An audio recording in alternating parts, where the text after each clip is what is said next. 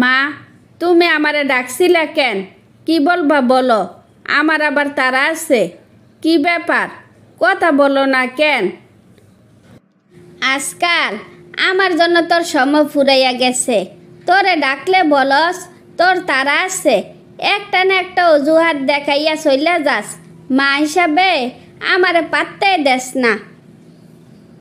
মা, আজেরা থাকি না যে তোমাদের সাথে বসে বসা আজেরা আলাপ করব। কি কারণে ডাকছ সেই কথা বলো। তুই নাকি তোর বউর সাথে ভালো করে কথাই বলস না। আমি কি তাইলে ঠিক শুনছি? কোন সংবিধানে আছে বিয়ে করলে বউর সাথে কথা বলতে হবে? ওর সাথে আমার কথা বলতে ভাল লাগে না, তাই কথা বলি না। ওই তোর বিয়ে করা বউ, ওর সাথে তোর কথা বলতে হইব। কি রে, বউ কি তোর পছন্দ হয় নাই? এখন কেন আমারে জিজ্ঞেস করতেছ বউ পছন্দ হয় নাই? বিয়ের আগে জিজ্ঞেস করতে পারো নাই? বউ তো মাশাল্লাহ দেখতে মেলা সুন্দর, তার জন্য তো তোরে কিচ্ছু জিজ্ঞেস করি নাই।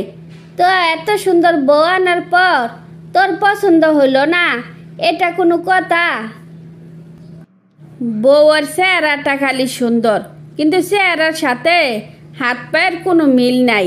হাত পা দেখতে একদমই বাজে, তার মানে ওই অরিজিনাল সুন্দর না। থাক বাজান, বিয়ে করা বউ নিয়া এত কটূক্তি করে কথা বলতে নাই। যা হওয়ার হইয়া গেছে। বউর চেহারার সাথে হাত পায়ের মিল নাই, এ কথা যেন পাঁচকান না হয়। পাঁচকান না হইতে তালাকের ব্যবস্থা করে দাও। আমি জানি শুনিয়া নকল বউ নিয়ে সংসার করতে চাই না। তুই যদি বউ তালাকের কথা আরেকবার বলস তাইলে আমার মরা মুখ দেখবি, এই আমি বলে রাখলাম। আমি এত কথা শুনতে চাই না। এত অজুহাত দেখাইয়া লাভ হইব না। যা বলছি তা কইর।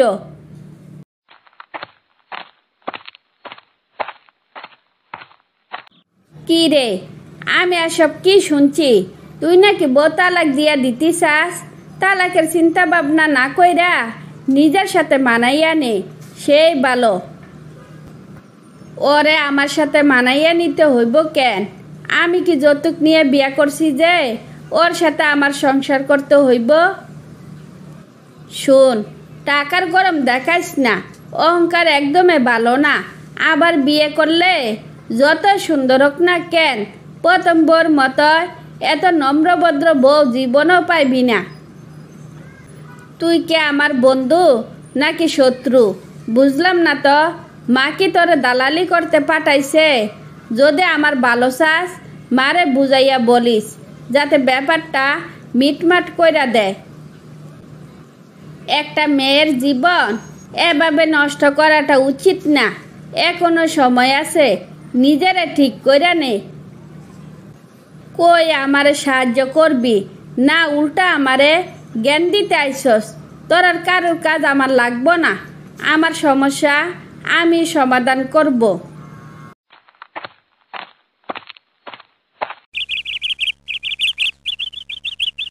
ভাইজান, বউ তালাক দিয়া লাভ হইল কি?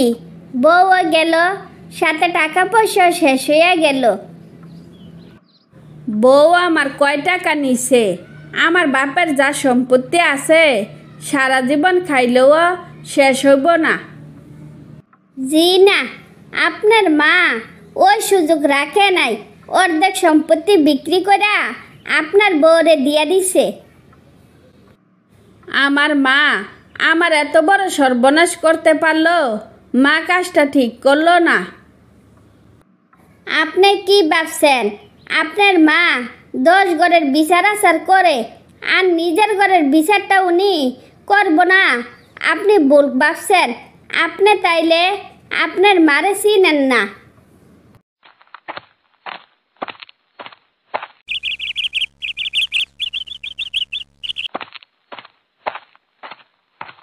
কি রে টাকাওয়ালা, মন খারাপ করে বসে রয়েছিস কেন?